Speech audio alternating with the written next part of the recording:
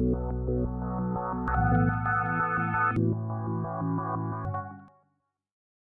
voudrais remercier le ministre délégué général à l'entrepreneuriat rapide pour nous avoir fait le plaisir de se déplacer et toute son équipe pour participer à ce CRD spécial consacré donc à cette importante initiative de M. le Président de la République qui va dans le sens d'assister les jeunes et les femmes véritablement dans le cadre de cette initiative.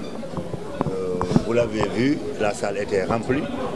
Nous n'avons pas pu trouver assez de place d'ailleurs pour répondre à toutes les structures et ça va continuer. Ça va continuer en ce sens que,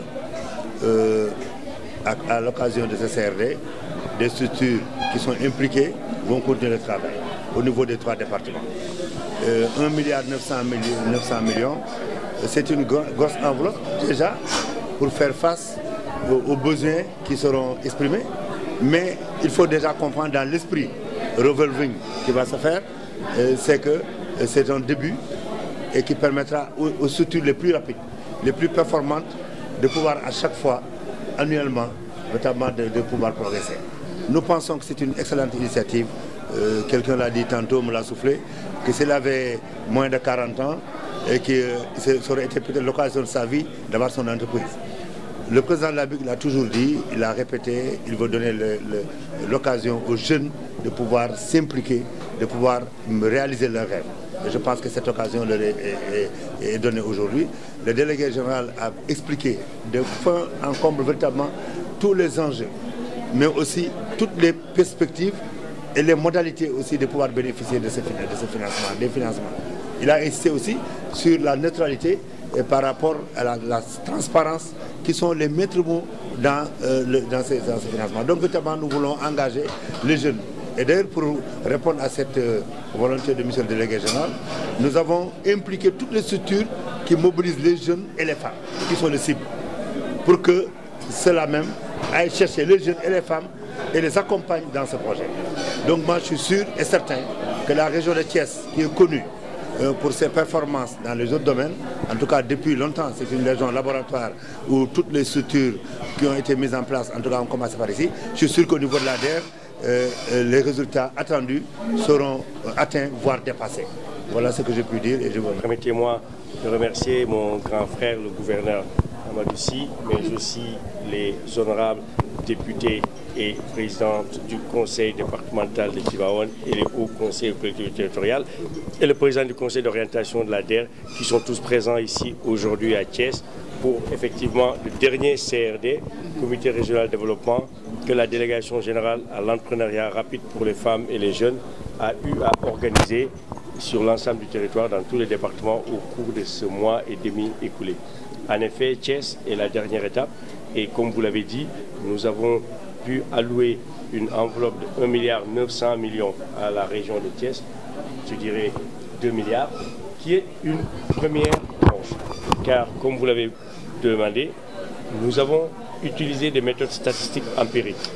Les données de l'ANSD, l'Agence nationale de la statistique et de la démographie, qui a des agents assermentés, qui ont pris l'enveloppe et réparti selon la taille de la population et des unités économiques qui existent dans chaque région du Sénégal. Et cela a donné ce détail par région, par département, par commune. Donc au jour d'aujourd'hui, nous sommes en mesure, et nous l'avons fait, et nous le ferons tout à l'heure à Tivaouane, l'enveloppe par région, par département, par commune. Et comme l'a dit le gouverneur aussi, on crée une compétition entre les communes, les départements et les régions. Ce qui veut dire, si Thiès parvient à absorber son 1,9 milliard dans les meilleurs délais et que Dakar ou Kaolack ou Fatick ne parviennent pas à absorber leur enveloppe, on va répartir vers Thiès et vice-versa. Donc nous allons travailler aussi à répartir les enveloppes par secteur, agriculture, élevage, pêche, économie numérique, etc. Donc je suis confiant que Thiès pourra se retrouver car il y a un dynamisme, il y a une dynamique de potentialité forte dans le secteur de l'horticulture, dans la zone des Niayes.